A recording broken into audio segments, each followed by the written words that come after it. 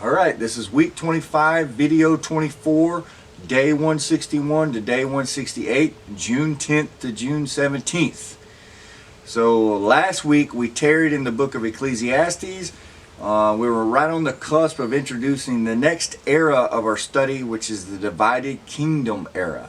Going back to page 3 in our Chronological Study Bible, we see that we're in the divided kingdom era.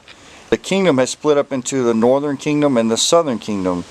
And our horizontal books that we're using now are 1st and 2nd Kings as well as 2nd Chronicles. You may have also noticed in your reading that there are other books mentioned that aren't listed here, such as the Chronicles of the Kings of Judah, Chronicles of the Kings of Israel, the Acts of Solomon, Acts of Samuel the Seer, Gad the Seer, and Nathan the Prophet. Those are lost books, and those are books that we don't have access to anymore. You may have noticed also that a lot of 2nd Chronicles mirrors the information that is 1st Kings and 2nd Kings. That's because the chronicler was using 1st Kings and 2nd Kings as source documents when the chronicler wrote the Chronicles. We're picking back up at about 930 BC. Solomon's united kingdom of Israel has split due to his own actions. 10 tribes have been given to Jeroboam, the son of a servant of Solomon. And this 10 will be called the northern tribes of Israel for the remainder of the Old Testament. The capital of the northern kingdom, also known as Israel, is Samaria. One tribe, Judah, will remain, and the Davidic covenant will remain intact, while the descendant of David will sit on the throne. Judah becomes an independent kingdom, and Jerusalem remains its capital, and their first king is Rehoboam, which is the son of Solomon. So you may be asking yourself, well, that's only 11 tribes. So if there's 10 tribes in the north and there's one tribe in the south, where's the other tribe? That other tribe is the Levites. Also on page 3, you can see the prophets who actually produced written works or have works documenting their acts for what kingdom they prophesied. In the north, we have the prophets Amos and Hosea. And in the south, which is Judah, we have Micah, Isaiah, Habakkuk, Zephaniah, and Jeremiah. His books will move over into the next era, which is the captivity era. Also, we have prophets during this time to foreign nations. We have Jonah and Nahum.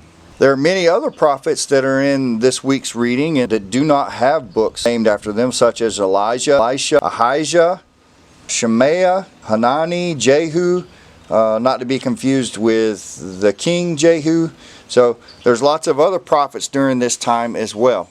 There's 3 key players in this era: the kings, the prophets, and the priests. On page 538 of the Chronological Study Bible, this highlights the kings and the prophets who are part of this sequence. So specifically, if we follow the kings, we start, you see back here with King Saul, who was the first king of Israel, of a united Israel. Then there was David, who was the next king, and then Solomon, who was the last king of united Israel. Then the kingdom was split between Jeroboam and Rehoboam. And this week, we've progressed all the way up to 841 BC. So we've gone from, in the north, we've gone from Jeroboam, Nadab, Baasha, Elah, Zimri, Tibni, Omri, Ahab, Azariah, and Joram, and we're at Jehu right now. And in the south, we've gone from Rehoboam, who was the son of Solomon, to Abijam, Asa, Jehoshaphat, Jehoram, Ahaziah, Athaliah, is where we're at right now. We ended this week, like I said, at about 841 BC. We'll continue to use this chart, this page it's on page 538 of your Chronological Study Bible. We'll use that for the remainder of the Old Testament as we follow these kings and prophets all the way up till the intertestamental period. So there's a lot of moving parts in the divided kingdom era, and there are a lot of important lessons to be learned. Many prophecies are fulfilled during this time as well. While the history is difficult to track, it's very important to get all the information you can from these books that were written during this era. We've also run into many Canaanite gods during this time. The main one that they keep referencing is Baal or Baal, the weather god, the fertility god, also known as the storm god or the rider of the clouds for the Canaanites. Also, the word Baal is used as a general word for God during this time. This is why the Bible differentiates Yahweh from these other named gods called Baal or Baal. And sometimes they'll have like a follow-up part to Baal or Baal. So such as Baal-zebub. Baal-zebub means Lord of the Flies. This was the Philistine god, and it's also in Christian tradition used as another name for Satan. There's also a god that you run into that we read about, Asherah. Asherah was a fertility goddess, possibly the wife or the mother of Baal. Then there's Ashtoreth. Ashtoreth is associated with the moon, possibly related to Ishtar, which is a Babylonian goddess. You can still go to Iraq today and you can still see the Ishtar gate that was built by Nebuchadnezzar. Then there's Chemosh. Chemosh was the god of Moab. Moab was down across the Dead Sea over on the other side of the Jordan River. Chemosh was a war god. Solomon built a sanctuary for Chemosh on the Mount of Olives, and one of the reasons why God decided to punish Solomon and his descendants was because of this idolatry that he had taken part in. The worship of Chemosh often involved human sacrifice. There's another god, a bull god named Molech, and this is a detestable god. They worshipped Molech through the practice of child sacrifice.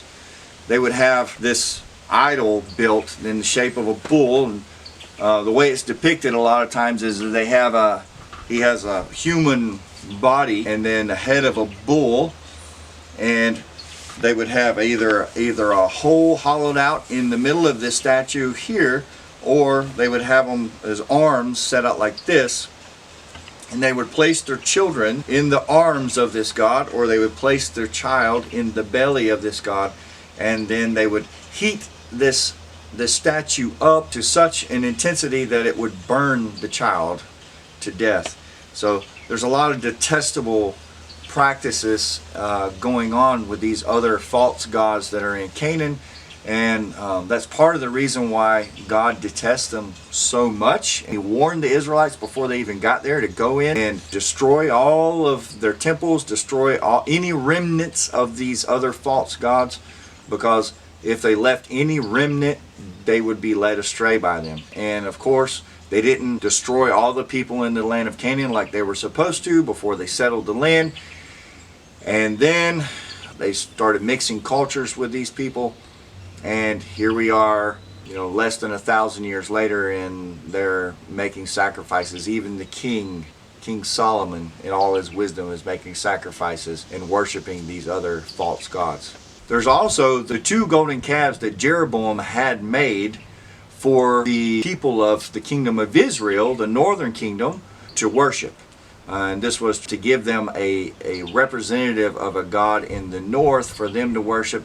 He even set up like another temple. He set up another altar and all these kind of things in the north, so that those 10 tribes in the north would have a place to worship that was different than the place that was ordained by God in the south, in Judah, in Jerusalem on the Temple Mount. So remember we talked about Solomon worshiping these other gods. Well, then God shows up and reprimands them for it. And we talked about how God was raising up these rebels to defy Solomon near the end of his life. And so we're going to pick up in 1 Kings chapter 11 verse 33. It says, "For Solomon had abandoned me and worshipped Ashtoreth, the goddess of the Sidonians, Chemosh, the god of Moab, and Molech, the god of the Ammonites. He has not followed my ways and done what is pleasing in my sight. He has not obeyed my decrees and regulations as David his father did. But I will not take the entire kingdom from Solomon at this time.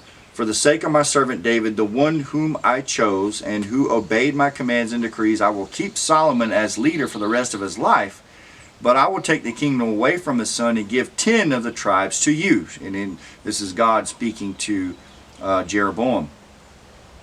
His son, which is Rehoboam, this is verse 36, his son will have one tribe, so that the descendants of David, my servant, will continue to reign, shining like a lamp in Jerusalem, the city I have chosen to be the place for my name. And I will place you on the throne of Israel. That's the northern kingdom now, because we're talking about a divided kingdom. The northern kingdom, the northern 10 tribes are called Israel, and the tribe of Judah is called Judah now. So Jerusalem belongs to Judah, the Temple Mount. Verse 37, I will place you on the throne of Israel, and you will rule over all that your heart desires. If you listen to what I tell you, and follow my ways, and do whatever I consider to be right, and if you obey my decrees and commands, and as my servant David did, then I will always be with you. I will establish an enduring dynasty for you, as I did for David. And I will give Israel to you. Because of Solomon's sin, I will punish the descendants of David, though not forever. Because remember, they had a Davidic covenant that was made by God with David. Verse 40, Solomon tried to kill Jeroboam, because he's gotten word of this, but he fled to King Shishak of Egypt and stayed there until Solomon died. The Pharaoh in Egypt is called Shishak, and so that Jeroboam isn't killed before he can take possession of these 10 tribes in the north, he flees to Egypt until Solomon is passed away. All right, in 1 Kings chapter 12, Rehoboam, this is the son of Solomon, went to Shechem, where all Israel had gathered to make him king. Solomon had then passed away, and Rehoboam is now taking the throne of Israel at this point. There's not a divided kingdom yet, because Jeroboam is still in exile in Egypt. So he hasn't come to take the throne of those 10 northern tribes. So all of Israel gathered there to make Rehoboam king. And when Jeroboam, son of Nebat, heard of this, he returned from Egypt, where he had fled to Egypt to escape from King Solomon. The leaders of Israel summoned him, and Jeroboam and the whole assembly of Israel went to speak with Rehoboam. They've all gone to speak to Rehoboam at this point. Israel's still united as Solomon left it, and all the tribal leaders have gone to speak with Rehoboam, who is Solomon's son. Verse 4, your father was a hard master, they said. Lighten the harsh labor demands and heavy taxes that your father imposed on us, then we will be your loyal subjects. Rehoboam, Solomon's son, replied, give me 3 days to think this over, then come back for my answer. So the people went away. Then King Rehoboam discussed the matter with the older men who had counseled his father, Solomon. What is your advice? He asked. How should I answer these people? The older counselors replied, if you are willing to be a servant to these people today and give them a favorable answer, they will always be your loyal subjects. But Rehoboam rejected the advice of the older men and instead asked the opinion of the young men who had grown up with him and were now his advisors. What is your advice? He asked them. How should I answer these people who want me to lighten the burdens imposed by my father? So what Rehoboam has done here is he has rejected the wise counsel of elders who have been advising his father throughout his very, very prosperous reign, and he surrounded himself with yes men that are his own age. Okay, so let's find out what the young men have to say. Verse 10, the young men replied, this is what you should tell those complainers who want a lighter burden. My little finger is thicker than my father's waist. Yes, my father laid heavy burdens on you, but I'm going to make them even heavier. My father beat you with whips, but I will beat you with scorpions. 3 days later, Jeroboam and all the people returned to hear Rehoboam's decision, just as the king had ordered. So Jeroboam's in the crowd. They're listening to Rehoboam say this craziness. Remember, Solomon, he built all kinds of structures, built the temple, he built the palaces, he built fortified cities all throughout the kingdom. He expanded the kingdom. He had this trade infrastructure going on to the south, up to the north. And so there was quite a culture shock during Solomon's time as far as the amount of work that was involved in being in the kingdom of Israel. And now they've asked Rehoboam, his son, to lighten their burden, and he's refusing to do that. And he doesn't know Jeroboam's sitting in the crowd and is taking all this in. So verse 13, Rehoboam spoke harshly to the people, for he rejected the advice of the older counselors and followed the counsel of his younger advisors. He told the people, "My father laid heavy burdens on you, but I'm going to make them even heavier. My father beat you with whips, but I will beat you with scorpions." Verse 15, so the king paid no attention to the people. This turn of events was the will of the Lord, for it fulfilled the Lord's message to Jeroboam, son of Nebat, through the prophet Ahijah from Shiloh. So in Rehoboam's decision to refuse the counsel of his father's advisors, of the elders, he is actually fulfilling this promise that was made to Jeroboam. And now remember, Jeroboam also had a choice. He had a choice to follow God like he was supposed to and obey his commandments. But Jeroboam fails to do that. Remember, Jeroboam is the son of the servant of Solomon. Verse 16, when all Israel realized that the king had refused to listen to them, they responded, "Down with the dynasty of David. We have no interest in the son of Jesse. Back to your homes, O Israel. Look out for your own house." So the people of Israel returned home, but Rehoboam, this is Solomon's son, continued to rule over the Israelites who lived in the towns of Judah. King Rehoboam sent Adoniram, who was in charge of forced labor, to restore order, but the people of Israel stoned him to death. And to this day, the northern tribes of Israel have refused to be ruled by a descendant of David. And so when this book was written, when 1 Kings was written, they were still refusing to be ruled by a descendant of David. When the people of Israel learned of Jeroboam's return from Egypt, they called an assembly and made him king over all Israel. So only the tribe of Judah remained loyal to the family of David. And that's how the split happened between the northern 10 tribes and Judah in the south. This is a key moment in history here, because in the future, Israel will be spread all over that entire area, but just the land of Judah will still be intact there where Jerusalem and the Temple Mount is. 1 Kings chapter 12, verse 25, Jeroboam then built up the city of Shechem in the hill country of Ephraim and became his capital. Ephraim was the bigger tribal area, and Benjamin was the tribal area that was between Ephraim and Judah. Verse 26, Jeroboam thought to himself, "Unless I am careful, the kingdom will return to the dynasty of David. When these people go to Jerusalem to offer sacrifices at the temple of the Lord, they will again give their allegiance to King Rehoboam of Judah. They will kill me and make him their king instead." So on the advice of his counselors, the king made 2 gold calves.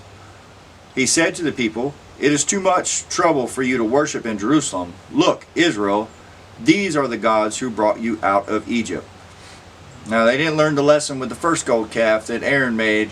Now they've got 2 golden calves, and the first gold calf didn't work out so well, so I don't know what Jeroboam is thinking here. So verse 29, he placed these calf idols in Bethel and in Dan. Okay, so 2 separate places, one in Bethel, one in Dan. Dan is up in the north. So he had one in Bethel and one in Dan, and because they were at either end of his kingdom, one in the south, one in the north. But this became a great sin, for the people worshiped the idols traveling as far north as Dan to worship the one there. Jeroboam also erected buildings at the pagan shrines and ordained priests from the common people, those who were not from the priestly tribe of Levi. So it's just anybody can be a priest, like from any tribe, doesn't matter. And Jeroboam instituted a religious festival in Bethel, held on the 15th day of the 8th month, in imitation of the annual festival of shelters in Judah. There at Bethel, he himself offered sacrifices to the calves he made, and he appointed priests for the pagan shrines he had made. So on the 15th day of the 8th month, a day that he himself had designated, Jeroboam offered sacrifices on the altar at Bethel. He instituted a religious festival for Israel, and he went up to the altar to burn incense. And you'll see this throughout the rest of the Bible. You'll see how the works of the devil, the works of Satan, evil, tries to mirror what is actually from God. So in this case, Jeroboam is giving them another idol. He set up a religious festival. We'll see that with the Antichrist in Revelation when we get to the end of the year. Remember, originally Satan rose up against God in heaven because he wanted to be as high as God. He wanted to be on the same level as God. And that started his whole rebellion, and that started out of his pride.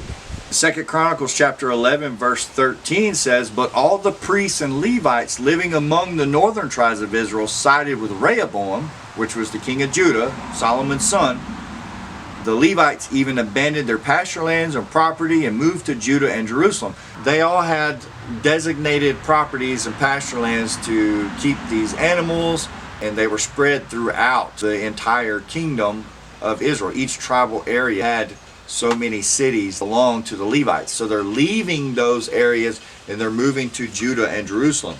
And it says they did that because Jeroboam and his sons would not allow them to serve the Lord as priests.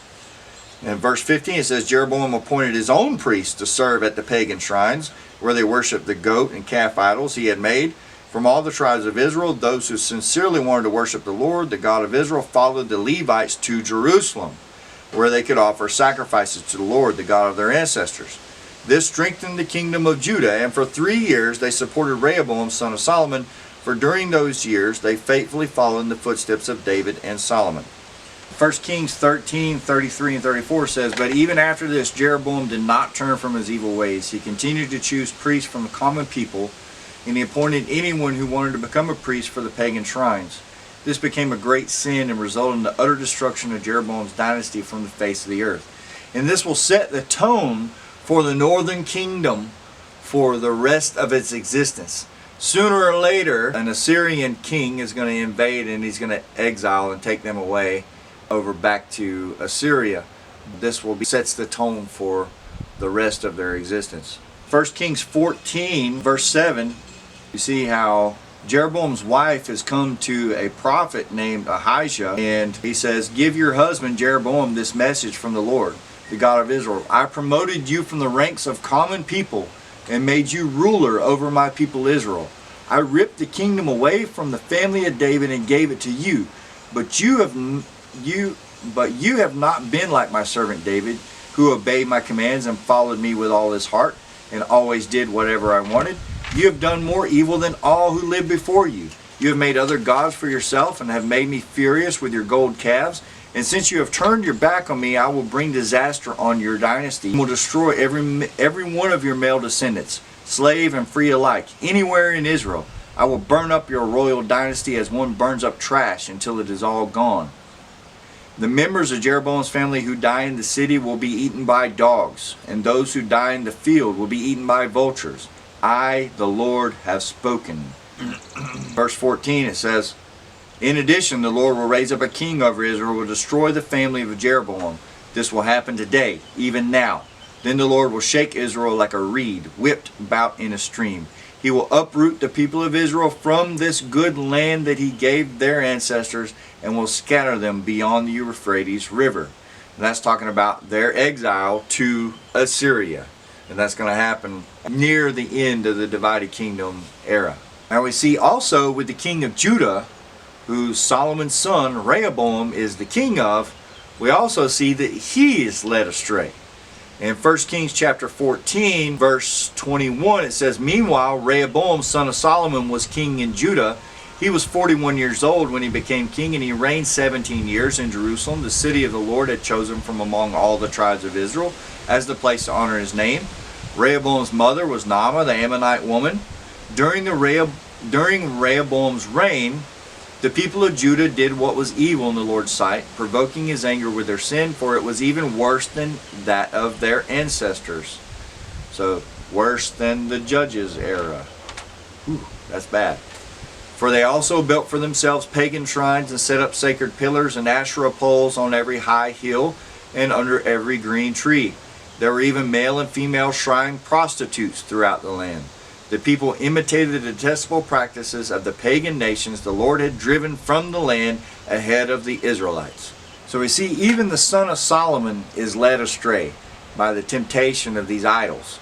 And it's because the worship of these idols allows for behaviors and beliefs that justify sin, as is today, where many people want to try to change the meaning of the Bible to mean whatever they want it to mean, or they try to look at scripture that's not canonized to try to justify their sinful actions. They may even also look at other religions instead of Christianity to justify their actions. So people have that proclivity to look for a source to justify what they know is really wrong in their hearts. If they adapt to an ideology that supports whatever sinful action it is that they're trying to do, then they feel justified in doing it. And for some people that just means saying there is no God at all, and that we're just animals, just like any other animal, and there's no limits on morality. That's what's happened in Israel at this time. The worship of these other gods is more appealing because they can take part in these other sinful actions like laying with temple prostitutes, human sacrifice, all these things that are detestable to God but is justified or even sanctified under the worship of these other gods. And then in 2 Chronicles chapter 12, verse 7, we see that Shishak, the king of Egypt, invades. Remember, this is the king that Jeroboam in the north, the king of the north, the northern tribes, had went to in exile and waited for Solomon to die so that he could return back to Israel to claim those 10 tribes. So that Egyptian king has now invaded Jerusalem, invaded Judah. It says he ransacked the treasuries of the Lord's temple and the royal palace. Remember, they had stored up a bunch of gold, a bunch of treasure in the temple treasury, which was in the back of the temple. It says that he stole everything, including all the gold shields Solomon had made. And then Rehoboam replaced them with bronze shields as substitutes. So a lesser value shields they were replaced with. And you're going to see it's going to continue to just degrade through the years. There are going to be other invading forces that come and invade Judah and Israel. The main ones being Babylon and Assyria. But there are other kingdoms that invade in a war with Israel throughout this time. So the divided kingdom era isn't just about the northern kingdom and Judah warring against each other. It's them warring with nations around them after they've gone through this 40 years of security that they had with Solomon. Then we run into the most notorious king of the 10 tribes in the north, and that is Ahab. We pick back up in 1 Kings chapter 16, verse 29. It says, Ahab, son of Omri, began to rule over Israel in the 38th year of King Asa's reign in Judah. Now you'll see this happen throughout the divided kingdom era, where they use the time of a reign in the opposite kingdom to timestamp the events are happening in the opposite kingdom. So that's what's happening here. It says during the 8th year of King Asa's reign, who was the king of Judah, Ahab became king in the north. It says he reigned in Samaria 22 years, but Ahab, son of Omri, did what was evil in the Lord's sight, even more than any of the kings before him. As though it were not enough to follow the sinful example of Jeroboam, he married Jezebel, which is another notorious figure of this era, the daughter of King Ethbaal of the Sidonians, and he began to bow down and worship of Baal. First, Ahab built a temple and an altar for Baal in Samaria. Now the capital of the northern kingdom is Samaria. This word Samaria, you're going to remember this throughout, even into Jesus' time. This place Samaria is remembered as an evil place, or a place that is scornful for you to go to. And Samaritans, people that come from there, will even be outcasts of society within Israel. Verse 33, then he set up an Asherah pole. He did more to provoke the anger of the Lord, the God of Israel, than any of the other kings of Israel before him. So the kings of Israel, kings of the northern kingdom. It was during his reign that Hiel, a man from Bethel, rebuilt Jericho. Does this remind you of something back in the book of Joshua? Maybe. We're going to look there in a second. This all happened according to the message from the Lord concerning Jericho, spoken by Joshua, son of Nun. So this is prophecy fulfilled from way back in Joshua chapter 6, verse 26. So after Joshua and the Israelites had marched around Jericho 7 times, and the walls had fallen down, and then they went in and they slew every living thing in there, and they burnt the city to the ground. And this was the curse that Joshua put on the city of Jericho at that time. It says, verse 26, at that time Joshua invoked this curse. May the curse of the Lord fall on anyone who tries to rebuild the town of Jericho. At the cost of his firstborn son he will lay its foundation, and at the cost of his youngest son he will set up its gates. So we see that coming to fruition right here. this man, Hiel, Hiel, who was from Bethel, rebuilt Jericho. And when he laid its foundation, it cost him the life of his oldest son. And when he completed it, he set up its gates, it cost him the life of his youngest son. And so we see that curse came to fruition there all these years later in the reign of Ahab. Jericho has been rebuilt. In 1 Kings chapter 17, Elijah comes on the scene. It says, "Now Elijah, who was from Tishbe in Gilead, told King Ahab, 'As surely as the Lord, the God of Israel lives, the God I serve, there will be no dew or rain during the next few years until I give the word.'" And so it becomes this great drought in the land, which creates this great famine that is in the land of Israel and the northern kingdoms during this time.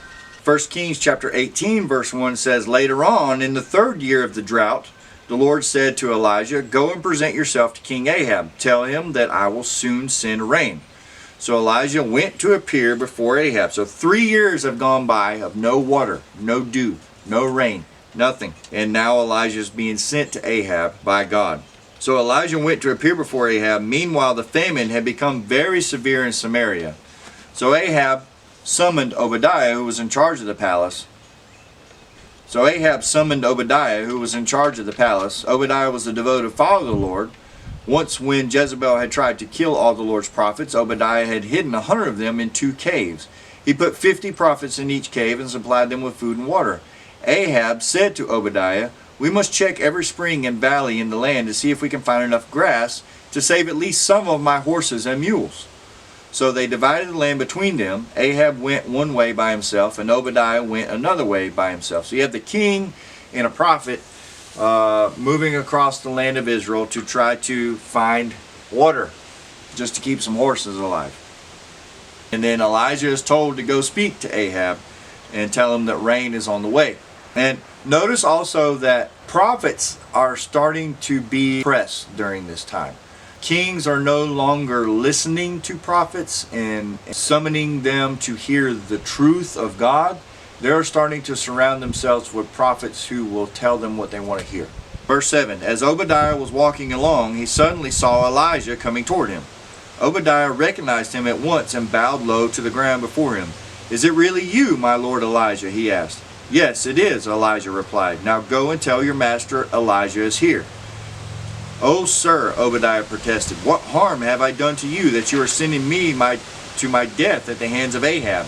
For I swear by the Lord your God that the king has searched every nation and kingdom on earth from end to end to find you.'" So he's hunting for Elijah to actually kill him, because Elijah is always the bearer of bad news to Ahab, because Ahab is evil. Elijah truly represents the Lord. He's not a yes man. He's not making up prophecies. He's telling the truth of the Lord. The Lord is really angry with Ahab, so therefore all the news that Elijah delivers to Ahab is against Ahab. So Ahab wants to hunt him down and kill him. Verse 10, "For I swear by the Lord your God that the king has searched every nation and kingdom on earth from end to end to find you, and each time he is told Elijah isn't there. King Ahab forced the king of that nation to swear to the truth of his claim. And now you say, 'Go and tell your master Elijah is here.' But as soon as I leave, the Spirit of the Lord will carry you away to who knows where, and when Ahab comes and cannot find you, he will kill me. Yet I have been a true servant of the Lord all my life." So this is Obadiah speaking, talking to Elijah. "Has no one told you, my Lord, about the time when Jezebel was trying to kill the Lord's prophets? I hid 100 of them in 2 caves and supplied them with food and water. And now you say, 'Go and tell your master Elijah is here.' Sir, if I do that, Ahab will certainly kill me." But Elijah said, "I swear by the Lord Almighty, in whose presence I stand, that I will present myself to Ahab this very day." So Obadiah went to tell Ahab that Elijah had come, and Ahab went out to meet Elijah. And when Ahab saw him, he exclaimed, "So is it really you, you troublemaker of Israel?" "I have made no trouble for Israel," Elijah replied. "You and your family are the troublemakers, for you have refused to obey the commands of the Lord, and have worshipped the images of Baal instead. Now summon all Israel to join me at Mount Carmel, along with the 450 prophets of Baal and the 400 prophets of Asherah, who are supported by Jezebel." So we've kind of taken in who Jezebel is. Jezebel leads Ahab even further astray than he is, and she ends up being kind of the source of leading all of the northern kingdom into total sin and rebellion against the Lord. Not just half-hearted rebellion, like holy rebellion. Verse 20, so Ahab summoned all the people of Israel and the prophets to Mount Carmel. Then Elijah stood in front of them and said, how much longer will you waver, hobbling between two opinions? If the Lord is God, follow him, but if Baal is God, then follow him. But the people were completely silent. Then Elijah said to them, I am the only prophet of the Lord who is left, but Baal has 450 prophets. Now bring 2 bulls, the prophets of Baal may choose whichever one they wish, and cut it into pieces and lay it on the wood of their altar, but without setting fire to it. I will prepare the other bull and lay it on the wood on the altar, but not set fire to it. Then call in the name of your God, and I will call in the name of my Lord. The God who answers by setting fire to the wood is the true God. And all the people agreed. So Elijah's trying to show the people here that Baal is a false god. And he's trying to show that the leadership of Ahab and Jezebel is leading them to their doom here.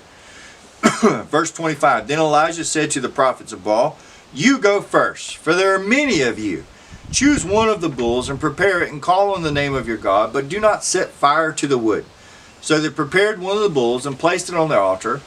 Then they called on the name of Baal from morning until noontime, shouting, O Baal, answer us. But there was no reply of any kind. Then they danced, hobbling around the altar that they made. And about noontime Elijah began mocking them. You will have to shout louder, he scoffed, for surely he is God. Perhaps he is daydreaming, or is he relieving himself? Or maybe he is away on a trip, or is he asleep and needs to be awakened. So they shouted louder, and following their normal custom, they cut themselves with knives and swords until blood gushed out.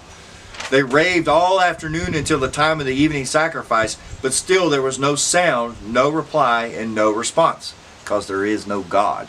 That's why there is no Baal God. Then Elijah, verse 30, called to the people, come over here.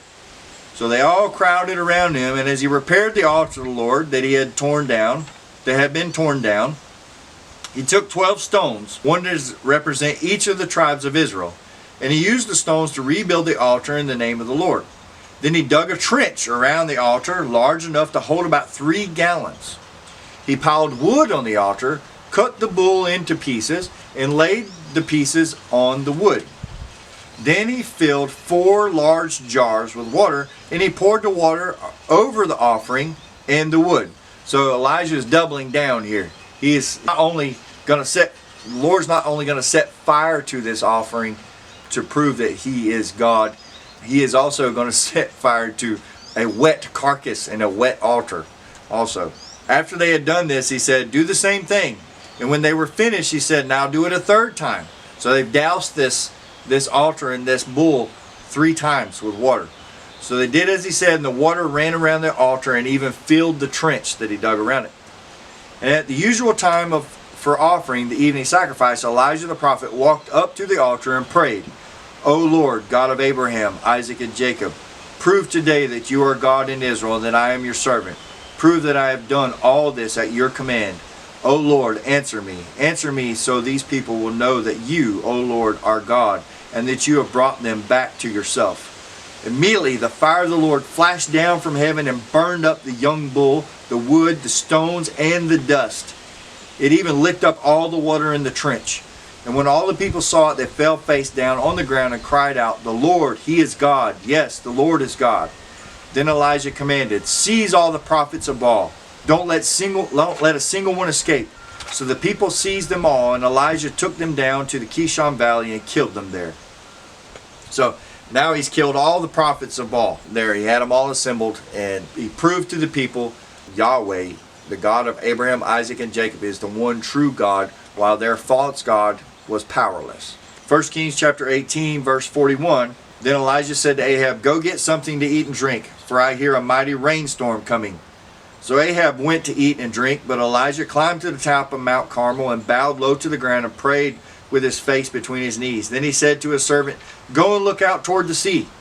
The servant went and looked, then returned to Elijah and said, I didn't see anything. 7 times, that is that number 7, the number of completion, 7 times Elijah told him to go and look. Finally, the 7th time his servant told him, I saw a little cloud about the size of a man's hand rising from the sea. Then Elijah shouted, hurry to Ahab and tell him, climb into your chariot and go back home. If you don't, hurry, the rain will stop you. So it was going to be so much rain that it was even going to stop the king from getting back to his kingdom. Verse 45. Soon the sky was black with clouds. A heavy wind brought a terrific rainstorm, and Ahab left quickly for Jezreel. 1 Kings chapter 19. And when Ahab got home, he told Jezebel everything Elijah had done, including the way he had killed all the prophets of Baal. So Jezebel sent this message to Elijah. May the gods strike me and even kill me if by this time tomorrow I have not killed you just as you killed them. Later on in 1 Kings chapter 21, verse 17, it says, But the Lord said to Elijah, Go down to meet King Ahab of Israel, who rules in Samaria. He will be at Naboth's vineyard in Jezreel, claiming it for himself. Give him this message. This is what the Lord says. Wasn't it enough that you killed Naboth? This was the owner of the vineyard. Must you rob him too, like take his vineyard? Because you have done this, the dogs will lick your blood at the very place where they licked the blood of Naboth. So the guy that owned the vineyard originally was Naboth. So my enemy, you have found me, Ahab exclaimed to Elijah. Yes, Elijah answered, I have come because you have sold yourself to what is evil in the Lord's sight. So now the Lord says, I will bring disaster on you and consume you. I will destroy every one of your male descendants, slave and free alike, anywhere in Israel. I am going to destroy your family, as I did the family of Jeroboam, son of Nebat, and the family of Baasha, son of Ahijah. For you have made me very angry and have led Israel into sin. And regarding Jezebel, the Lord says, dogs will eat Jezebel's body at the plot of land in Jezreel. The members of Ahab's family who die in the city will be eaten by dogs, and those who die in the field will be eaten by vultures. No one else so completely sold himself to what was evil in the Lord's sight as Ahab did under the influence of his wife Jezebel. His worst outrage was worshiping idols, just as the Amorites had done, the people whom the Lord had driven out from the land ahead of the Israelites. I will destroy his dynasty. So the dynasty of Ahab is going to quickly come to an end. He's going to have a bunch of sons. All his sons are going to get killed by the next king, and so will Jezebel. And that's where we're going to go to right now. So Ahab is in battle years later, and an Aramean soldier randomly shot an arrow at the Israelite troops and hit the king of Israel between the joints of his armor. And in 1 Kings chapter 22 verse 37 it says, So the king died, and his body was taken to Samaria and buried there. Then his chariot was washed beside the pool of Samaria, and dogs came and licked his blood at the place where the prostitutes bathed, just as the Lord had promised. So we catch up with Jezebel in 2 Kings chapter 9 verse 30.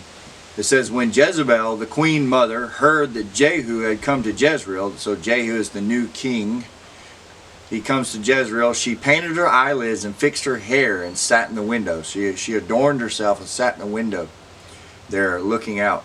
Verse 31, When Jehu entered the gate of the palace, she shouted at him, Have you come in peace, you murderer? You're just like Zimri, who murdered his master. Jehu looked up and saw her at the window and shouted, Who is on my side? And 2 or 3 eunuchs looked out at him. Throw her down, Jehu yelled. So they threw her out of the window, and her blood splattered against the wall and on the horses. And Jehu trampled her body under its horses' hooves. Then Jehu went into the palace and ate and drank. And afterward he said, Someone go and bury this cursed woman, for she is the daughter of a king. But when they went out to bury her, they found only her skull, her feet, and her hands. When they returned, they told Jehu, who stated, This fulfills the message of the Lord, which was spoke through his servant Elijah from Tishbe. At the plot of land in Jezreel, dogs will eat Jezebel's body. Her remains will be scattered like dung on the plot of land in Jezreel, so no one will be able to recognize her. So that fulfills Elijah's prophecy years later, after all the descendants of Ahab are killed. So we've talked a lot about the kings and what's going on there, and believe me, we haven't covered every king. There was lots of kings, a really quick turnover, especially in the northern kingdoms. I'll just kind of hit the highlights, but we kind of lost sight of Elijah. We just read how Elijah prophesied that Jezebel would be eaten by dogs, and she was. That prophecy came to fruition. Elijah is one of two men in the Bible who did not die. The first was Enoch back in Genesis, who was just, there was no more. He was no more. He didn't die. He was just no more. He was taken by God. And then the second is Elijah. And this is what we're going to read about now. This is in 2 Kings chapter 2. It says, when the Lord was about to take Elijah up to heaven in a whirlwind. Now you remember back in Job, the Lord comes to Job in a whirlwind. So you'll see this, the way that God appears oftentimes is in a whirlwind. The same way as he did in the pillar of fire and a pillar of cloud. So in this case it's in a whirlwind. Elijah and Elisha. Elisha is his understudy.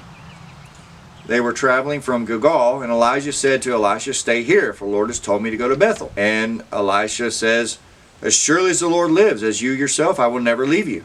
So they went down together to Bethel. Then the group of prophets from Bethel came to Elisha and asked him, did you know the Lord is going to take your master away from you today? He says, of course I know, Elisha answered, but be quiet about it. Then Elijah said to Elisha, stay here, for the Lord has told me to go to Jericho. But Elisha replied again, as surely as the Lord lives and you yourself, I will never leave you. So they went on together to Jericho. Then the same thing happened at Jericho. He says, yes, of course I know that he's being taken up. They were in Jericho, and Elijah said to Elisha, stay here, for the Lord has told me to go to the Jordan River, which is just a little walk down the mountainside from Jericho down to the Jordan River. Surely as the Lord lives and you yourself live, I'll never leave you. So they went on together. And then 50 men from the group of prophets also went and watched from a distance as Elijah and Elisha stopped beside the Jordan River. Then Elijah folded his cloak together and struck the water with it. The river divided, and the two of them went across on dry ground. Then they came to the other side, and Elijah said to Elisha, tell me what I can do for you before I am taken away. And Elisha replied, please let me inherit a double share of your spirit and become your successor. You have asked a difficult thing, Elijah replied. If you see me when I am taken from you, then you will get your request. But if not, then you won't. So Elijah is just saying, if the Lord blesses you and is going to bless you, you'll be able to see me being taken up into heaven. If not, then the Lord's choosing not to bless you in the way that you've requested. Verse 11, as they were walking along and talking, suddenly a chariot of fire appeared, drawn by horses of fire. It drove between the two men, separating them, and Elijah was carried by a whirlwind into heaven. Elisha saw it and cried out, my father, I see the chariots and the charioteers of Israel. As they disappeared from sight, Elisha tore his clothes in distress. Elisha picked up Elijah's cloak, which had fallen when he was taken up. Then Elisha returned to the bank of the Jordan River. He struck the water with Elijah's cloak and cried out, where is the Lord, the God of Elijah? Then the river divided, and Elisha went across. So we see that Elisha, E-L-I-S-H-A, has become just as powerful, if not more powerful than Elijah was before him as a prophet of the Lord. So he's able to do miracles as well as prophesy. So these are the two prophets of this week's reading. Elijah, which has already been taken up during this week's reading, and Elisha, which we'll continue to learn about in the coming week. So we end this week's reading in about 841 BC, when King Jehu goes and purifies Israel, the northern kingdom, of the remnants of Ahab and Jezebel's descendants. He kills all of their descendants, and he kills all the prophets of the false gods that are existing during this time.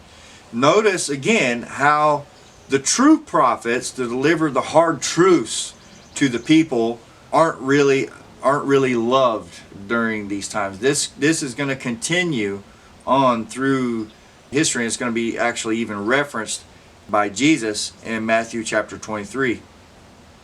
So instead of repenting, the people of Israel and Judah began seeing prophets as madmen. They start seeing them as people who are pressing them because they're giving them the hard truths. Kind of like today, there's when a person doesn't get a subjective answer from someone, they get an objective answer about a hard truth.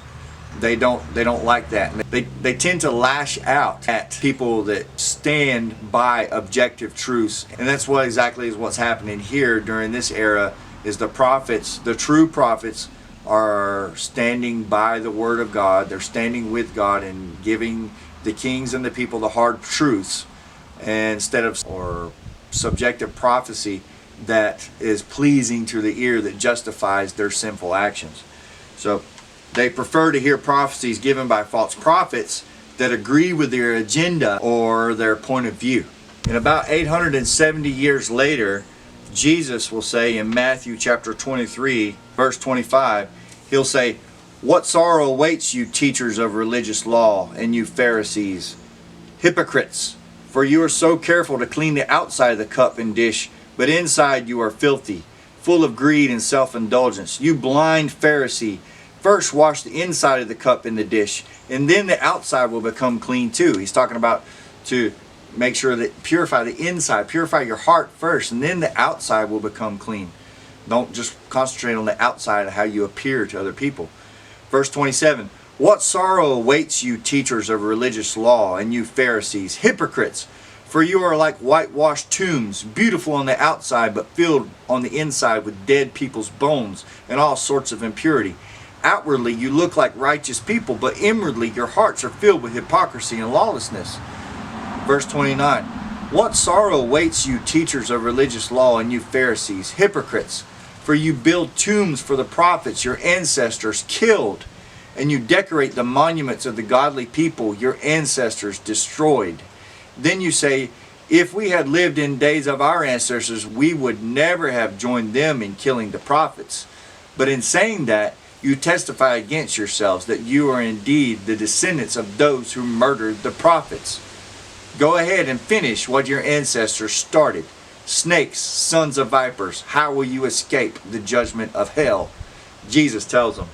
So he references this killing, murdering of the prophets.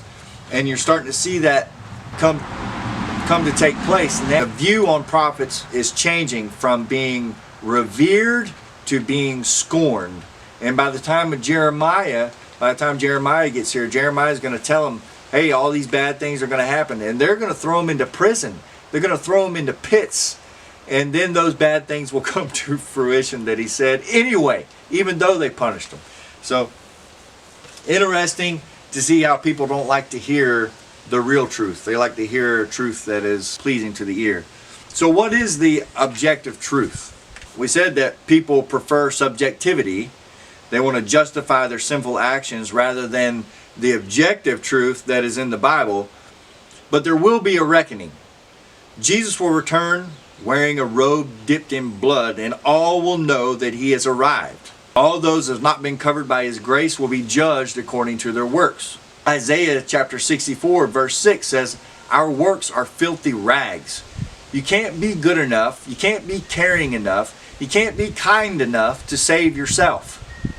You must bend the knee to God and be saved by the blood of Jesus Christ. Put his will over your will today. Give this life to the Lord, so you may live in the next. Hold on to your autonomy in this life and your rebellion in this life, and here, depart from me, I never knew you. God can't make it any easier for you. You don't have to have any sacrifices. You don't have to wait for a prophet to tell you the truth of the Lord. You just have to give your heart to him. Because of the change that your heart goes through, you'll produce good works. You don't produce good works and then hope that God's going to forgive you. You change your heart and then you start producing good works, knowing that God has forgiven you. At that point, you will start to produce works of being good and caring and kind. So stay away from the subjective truth. Stick to the objective truth of the Bible. God's still God no matter if you believe in him or not. God's still God no matter if you like him or not. If you agree with him or not, it doesn't matter. God's still God. And you're still going to have to answer for the things you've done in this life, or the things you didn't do in this life. To Only way out of that is through Jesus Christ, through the blood of Jesus Christ. Know Him as your Savior today. Have a good week. We'll see you in a week. And we continue on through the divided kingdom era.